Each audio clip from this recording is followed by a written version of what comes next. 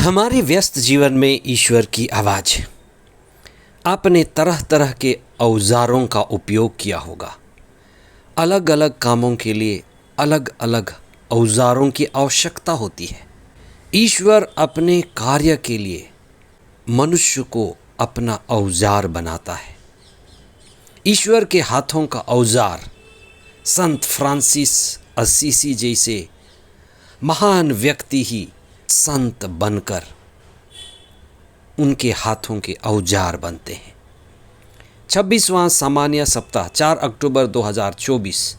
पहला पाठ योग का ग्रंथ अध्याय 38 पद संख्याएं 1, 12 से 21, अध्याय 40 पद संख्याएं 3 से 5 तक और संत लूकस का सुसमाचार अध्याय 10 पद संख्याएं 13 से 16 तक। सही काम के लिए सही समय में करना जरूरी है। Right work in right time. सही काम को करने के लिए सही व्यक्ति की जरूरत है। Right man for the right job. सही काम को करने के लिए सही औजार की आवश्यकता है। Right instrument, tool for the right work. सही औजार काम को बड़ा आसान और सुविधाजनक बना देता है। सुई का काम सुई के द्वारा बड़ी आसानी से होता है। हथौड़े का काम तोड़ने के लिए आसानी से हो सकता है। इसीलिए विज्ञान के द्वारा तकनीकी पर जोर दिया जाता है। आध्यात्म की दुनिया में महान संत, महात्मा, नबी, ऋषि मुनि ये परमात्मा के सुयोग्य और उत्कृष्ट औजार हैं। आज संत फ्रांसिस असीसी का पर्व है, जो 12वीं सदी के महान संत थे। वे एक धनी बाप के धनी बेटे थे। प्रारंभ में वे बड़े बिंदास स्वभाव के थे और बड़े उदार युवा की तरह जीवन जीते थे। वे अपने पिता के धन को, उनकी संपत्ति को गरीबों में बांटना चाहते थे। इसी कारण उन्हें घर से निकाल दिया गया। उन्हें घर त्यागना पड़ा और वे निर्वस्त्र होकर अपने घर से निकलकर ईश्वर की शरण में खोज में निकल पड़े। ईसा शहर शहर, गांव गांव लोगों के पास जाते थे। ईसा ने आज के सुसमाचार में कुछ शहरों को धिक्कारा। खुराजीन, बेतसाइदा, कफरनहुम ये यहूदियों से भरे हुए शहर थे। यहूदी बहुल शहर, जिसमें ऊंचे समुदाय, सभ्यता कहे जाने वाले लोग रहते थे। वे अपने को बड़ा मानते थे। वहाँ कितने ही चिन्ह, चमत्कार, चंगाइयाँ हुई थी, लेकिन वहाँ लोगों का हृदय परिवर्तन नहीं हुआ था। लोग ईश्वर की ओर अभिमुख नहीं हुए थे। वहीं तीरुस और सीदोन ऐसे छोटे शहर थे जहां गैर यहूदी बहुल जनसंख्या रहती थी। वहां बहुत थोड़े काम हुए, कम चिन्ह, कम चमत्कार, लेकिन वहां भारी संख्या में लोग ईश्वर के पीछे हो लिए। उनका हृदय परिवर्तन हुआ, उनके जीवन में बदलाव आया।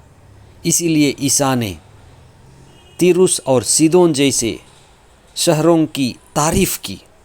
कभी कभी हम उन स्थानों में बहुत मेहनत करते हैं, यह सोच करके कि हमें अच्छे फल मिलेंगे, पर ऐसा नहीं होता। आज हम अपने जीवन को देखें, पारिवारिक जीवन को, सामुदायिक जीवन को और हमारी मेहनत को, कि हम किस चीज़ में, किस चीज़ के लिए बहुत मेहनत कर रहे हैं और क्या हम उसमें आशीष पा रहे हैं। कई बार हमारी मेहनत बालू से तेल निकालने की जैसे होती है। संत फ्रांसिस असीसी, जिन्होंने बहुत अच्छी प्रार्थना की है, शांति की प्रार्थना, और प्रार्थना की पहली पंक्ति बड़ा हृदय स्पर्शी है। वे कहते हैं कि प्रभु मुझे शांति का वाहक बना, मुझे शांति का दूत बना, मैं शांति फैलाने वाला संसाधन बनूं। जहाँ घृणा है वहाँ मैं प्रेम उपजाऊं, जहाँ स्वार्थ भरा है वहाँ उपकार करूं, जहाँ उदासी छाई है वहाँ मैं हरियाली भरूं।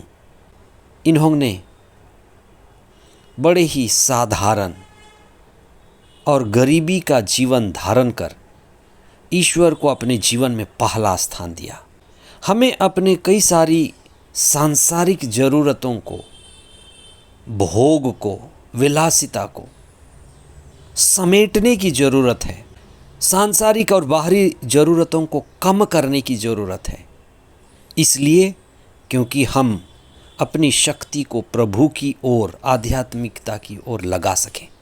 संत फ्रांसिस असीसी ऐसे व्यक्ति थे जो प्रकृति से जुड़े हुए थे, जलवायु से जुड़े हुए थे, पशु पक्षियों से, जीव जंतुओं से जुड़े हुए थे।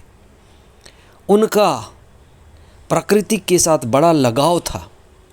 आज जब भारी जलवायु परिवर्तन है, हम संत फ्रांसिस असीसी को आदर्श मानते हैं और उनका जीवन, प्रकृति के साथ उनका संबंध, उनकी निकटता हमारे लिए आदर्श है। वे प्रकृति के सबसे निकट थे।